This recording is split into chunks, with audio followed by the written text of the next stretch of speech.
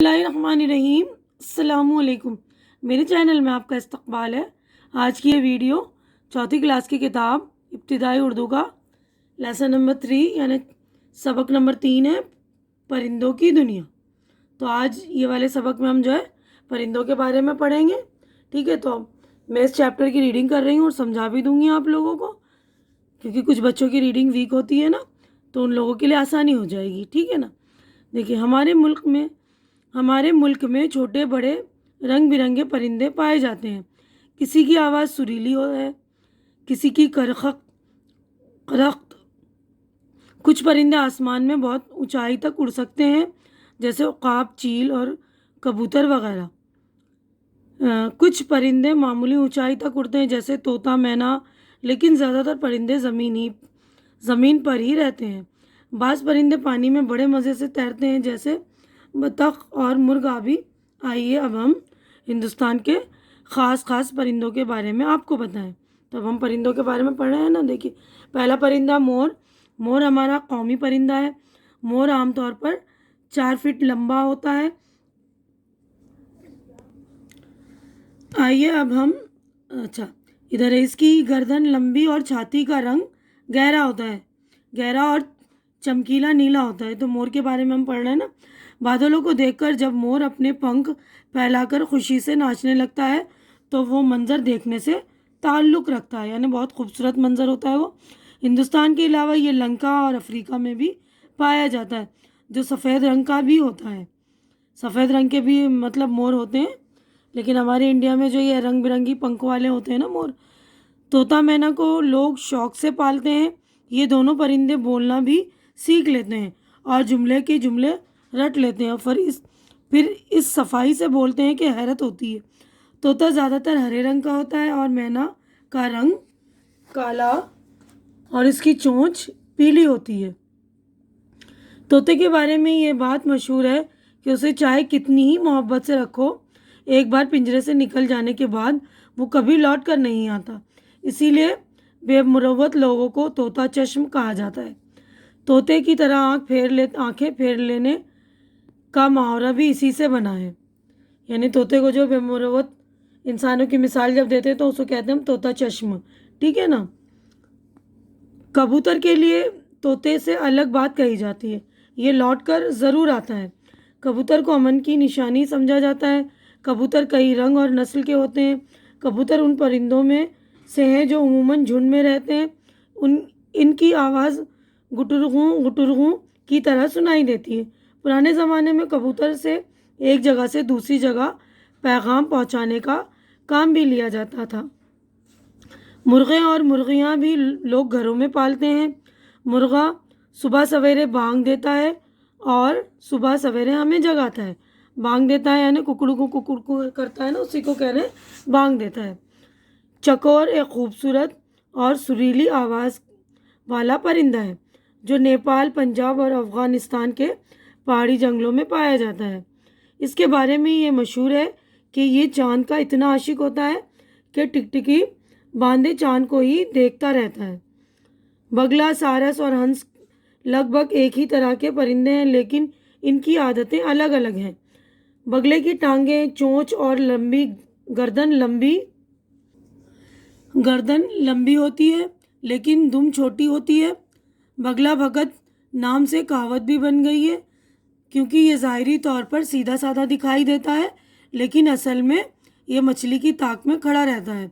سارس بھی سفید رنگ کا ہوتا ہے، لیکن اس کے اوپری حصے میں لالی چمکتی رہتی ہے۔ اڑنے سے پہلے اسے بھی ہوائی جہاز کی طرح زمین پر دوڑنا پڑتا ہے۔ ہنس بھی سفید رنگ کا خوبصورت پرندہ ہے جو ہمیشہ جوڑے کے ساتھ تالاب میں رہتا ہے۔ کہا جاتا ہے کہ یہ موتی چگتا ہے۔ ہنس کے بارے میں کہاوت مشہور ہے کہ یہ موتی چگتا ہے۔ کوا اور کوئل دونوں کالے ہوتے ہیں۔ کوا چالاکی کے لیے اور کوئل اپنی میٹھی آواز کے لیے مشہور ہے۔ جب آم کے درخت پر بور آتا ہے تب کوئل کی کوکو سنائی دیتی ہے۔ بور یعنی چھوٹے چھوٹے آم جو سٹارٹنگ کے ہوتے ہیں نا، بالکل پھل نیا جب آتا ہے بالکل چھوٹے چھوٹے ہرے ہرے سے، تو اس کو بور کہتے ہیں۔ کوا بڑا ہوتا ہے اور کوئل چھوٹی ہوتی ہے۔ پرندے ہمارے لیے بہت فائدہ مند ہیں۔ قدرت نے ان کا جسم ایسا بنایا ہے جس سے وہ آسانی سے اڑ سکتے ہیں۔ یہ چھوٹے چھوٹے کیڑے مکوڑے کھا کر فصل کی حفاظت کرتے ہیں۔ کچھ پرندے مرے ہوئے جانوروں کا گوشت کھا کر ہوا کو گندا ہونے سے بچاتے ہیں۔ ان میں گدھ سب سے اہم ہے۔ گدھ کی عمر بہت طویل ہوتی ہے، طویل یعنی لمبی، بہت لمبی ہوتی ہے۔ اب اس کی نسل ختم ہوتی جا رہی ہے۔ یعنی پرندے ہمارے لیے دیکھیے کتنے فائدے مند ہیں نا، چھوٹے چھوٹے کیڑے مکوڑے کھاتے ہیں، اور گدھ جو ہے جو انسانوں کا بچا ہوا پڑا گوشت ہوتا ہے نا، تو سڑتا ہے نا، پڑا رہے گا تو وہ کھا کر جو ہے ہوا کو گندا ہونے سے بچاتے ہیں۔ پرندے عموماً گھونسلوں میں رہتے ہیں۔ یہ اپنا گھونسلہ بنانے میں بہت محنت کرتے ہیں۔ بعض چڑیاں تو اتنا خوبصورت گھونسلہ بناتی ہیں کہ دیکھ کر تعجب ہوتا ہے۔ گھونسلے کا ایک ایک تنکا ایسی ہوشیاری سے پرویا ہوتا ہے جیسے کسی کاریگر نے بنایا ہے۔ ان میں سب سے زیادہ کاریگری سے بنایا ہوا گھونسلہ بیا کا ہوتا ہے، جو بہت چھوٹا پرندہ ہوتا ہے۔ ایک درخت پر طرح طرح کے پرندے ہوتے ہیں، سب کے گھونسلے الگ الگ طرح کے ہوتے ہیں۔ بعض پرندوں کا گھونسلہ ٹوکری کی طرح ہوتا ہے۔ ایسے بھی پرندے ہیں جو اپنی لمبی چونچ سے درخت کے تنے میں سوراخ کر کے اپنا گھر بناتے ہیں۔ دیکھیے یہ بیا کا گھونسلہ ہے یہاں پر۔ بچوں ذرا سوچو، ان خوبصورت پرندوں کے بغیر دنیا کیسی لگتی؟ ناشتہ مور، کوکتی کوئل، بولتے طوطا، مینا، پانی میں تیرتی بطخیں، ہوا میں اونچے اڑتے کبوتر اور چہکتی چڑیاں دیکھ کر کتنا لطف آتا ہے۔ پرندے ہمارے ماحول کو بھی خوشگوار بناتے ہیں۔ اگر پرندے نہ ہوتے تو شاید دنیا ایسی حسین اور خوبصورت نہ ہوتی۔ ہمارا یہ فرض ہے کہ ہم پرندوں کی حفاظت کریں۔ ٹھیک ہے نا، تو ہو گیا چیپٹر مکمل۔ تو دیکھیے یہ والا پرندہ جو ہے تنے کو کھوکھلا کر کے اسی میں جو ہے درخت کو اپنی مطلب لمبی چونچ سے اسی تنے میں سوراخ کر کر اپنا گھونسلہ بناتا ہے۔ ٹھیک ہے، ہم اگلے صفحے پر اب چلتے ہیں۔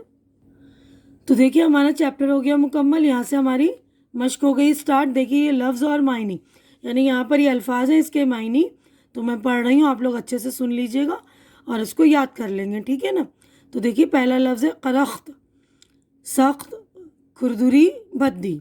عقاب ایک بڑا پرندہ۔ مرغابی پانی میں رہنے والا پرندہ۔